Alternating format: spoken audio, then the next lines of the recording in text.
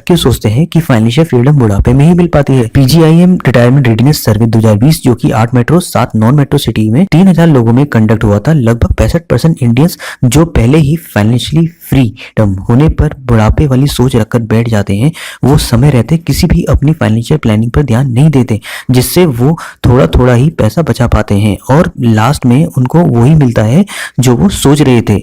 इस सर्वे में ये भी बताया गया कि 52% ही लोग आइडिया होता है कि रिटायरमेंट में आखिर कितने पैसे चाहिए, बाकी 48% लोग को अपनी रिटायरमेंट वेल्थ का कोई आइडिया नहीं होता।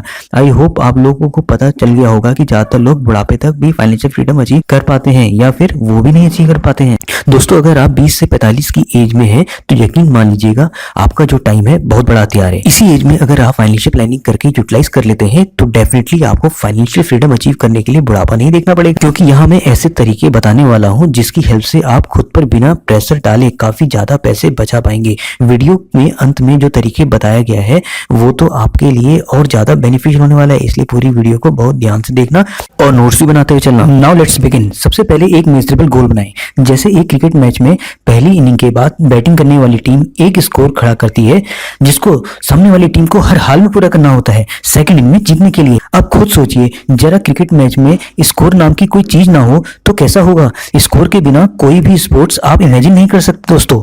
इसी तरह हमारी लाइफ में भी यही केस अप्लाई होता है। बिना गोल के हमारी लाइफ मीनिंगलेस है दोस्तों, बिल्कुल अधूरी सी है। आपको हर वो शख्स कंफ्यूज मिलेगा जिसका कोई गोल नहीं है दोस्तों जिंदगी में। देखिए, अगर आप ये सोच भी लेते हैं कि रिटायरमेंट से पहले आपको फाइनेंशियली फ्री होना है, इससे कोई स्पेशल फर्क नहीं पड़ेगा, क्योंकि फाइनेंशियली फ्री होना आप लोगों का विजन हो सकता है, गोल नहीं।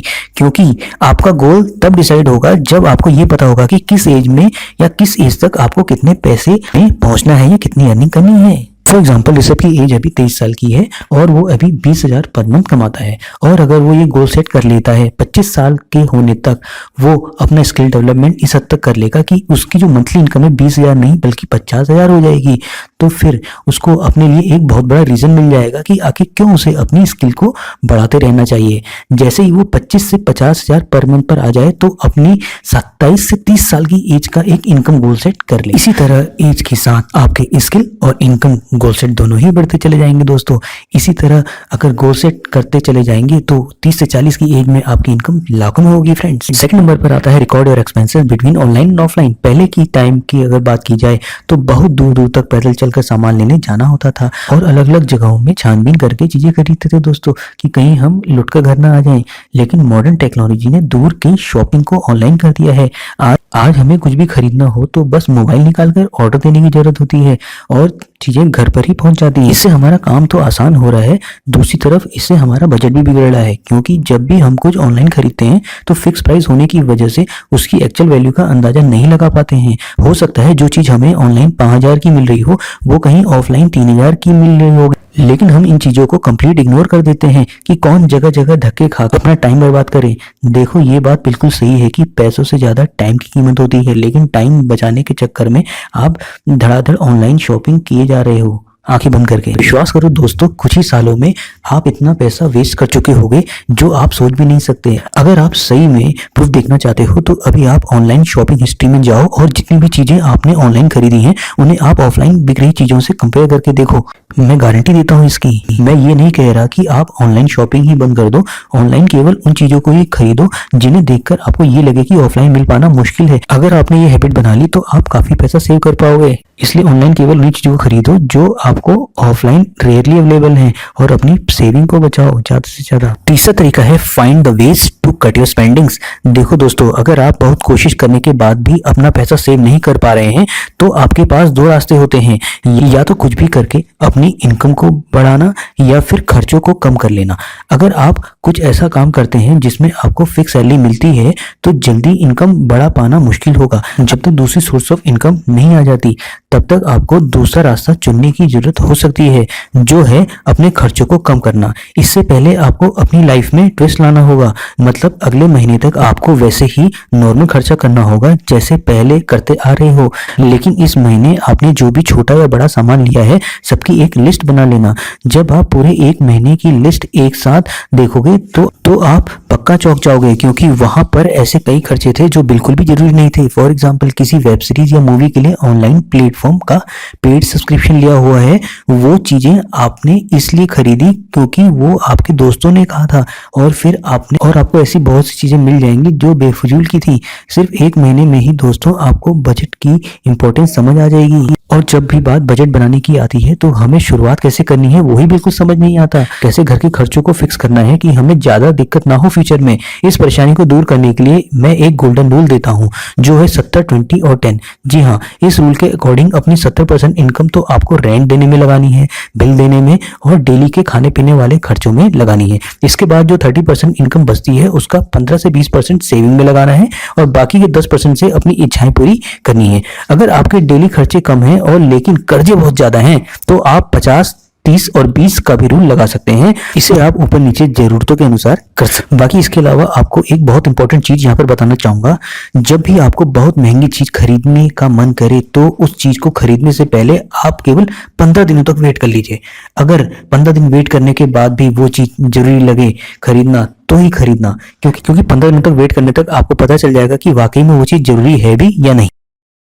तो सबसे इंपॉर्टेंट स्टेप आता है ऑटोमेट योर सेविंग। जी हाँ, मान लेते हैं अगर आपने अपना बजट बना भी लिया है और आप कुछ पैसे निकाल कर भी सेव कर पा रहे हैं, लेकिन एक मंथ आप सेविंग के पैसे अलग निकाल कर रख लेंगे, दूसरे महीने भी आप ऐसा ही करेंगे, तीसरे महीने भी आप ऐसा करेंगे, लेकिन ये कंसिस्टेंटली कर पाना आपके लिए काफी मुश्किल हो जाएगा। फिर उस एक टाइम में आपको जो भी मोटिवेशन होगा वो थोड़ा कम होने लगेगा। उस समय आपके माइंड में आएगा इतने खर्चे के बाद भी सेविंग कर पाना मेरे बस की बात नहीं। इसलिए आपको लॉन्ग टर्म तक बिना किसी दिक्कत के अपनी सेविंग को कंटिन्यू करना है, तो आपको इन सेविंग को ऑटोमेट करना होगा। मतलब एक ऐसा रास्ता निकालना होगा कि आपका पैसा सेव तो होता रहे लेकिन आपकी नजरों में ना आए।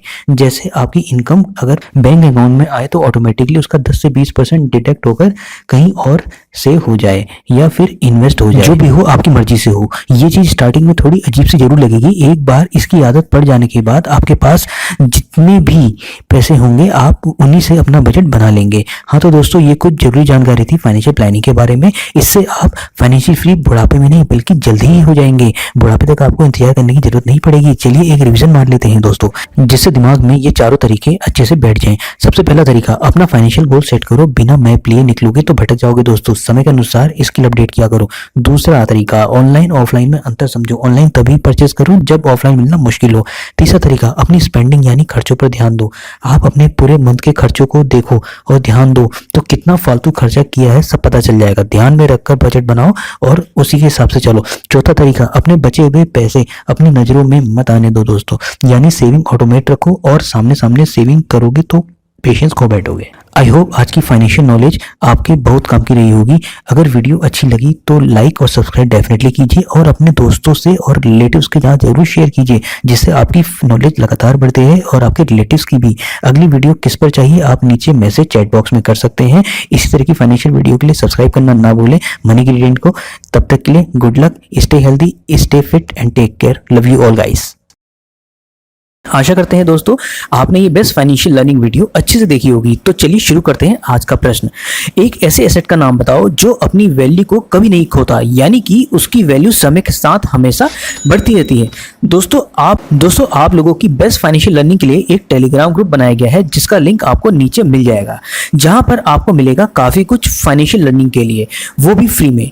जी हाँ, बेस्ट फाइनेंशियल लर्निंग वीडियो के लिए चैनल को सब्सक्राइब करके बेल आइकन को दबाना ना भूलें और अगली वीडियो किस पर चाहिए कमेंट करके बताना ना भूलें। एक बात और, आप में से कुछ दोस्तों ने पूछा था कि आखिर जो इन्वेस्टमेंट है, यानी कि जो इन्वेस्टमेंट आपका इंडेक्स फंड और म्यूचुअल फंड में रहता है, इसमें मिनिमम कितना इन्वेस्ट कर सकते हैं। तो मैं बेस्ट फाइनेंशियल लर्निंग वीडियो में ही आप लोगों के लिए लाने वाला हूं कि कैसे हम इंडेक्स फंड में इन्वेस्ट कर सकते हैं और कि आखिर ये इंडेक्स फंड और म्यूचुअल फंड में अंतर क्या होता है। तो एक बहुत ही बढ़िया, एक बहुत ही शानदार वीडियो आप लोगों के लाने वाला हूं, इसलिए चैनल से जुड़े रहिए और चैनल को सब्सक्राइब करना ना भूलें, क्योंकि इस चैनल में मिलती है आपको बेस्ट फाइनेंशियल लर्निंग वीडियोस जो आपको शायद ही कहीं और देखने को मिलेगी। तो मिलते हैं एक बड़ी सी फाइनेंशियल लर्निंग वीडियो के साथ, तब तक के लिए bye, see you then, love you all.